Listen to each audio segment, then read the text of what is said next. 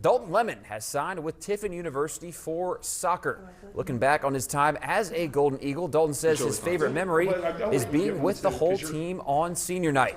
In his final season, Belpre finished 9-10, including a win over Portsmouth West in the state playoffs. Now it's on to the next, as Dalton is getting ready to start with his travel team as he prepares for the collegiate level.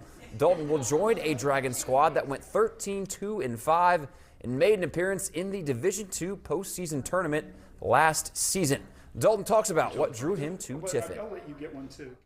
Well, first, their soccer program is really good.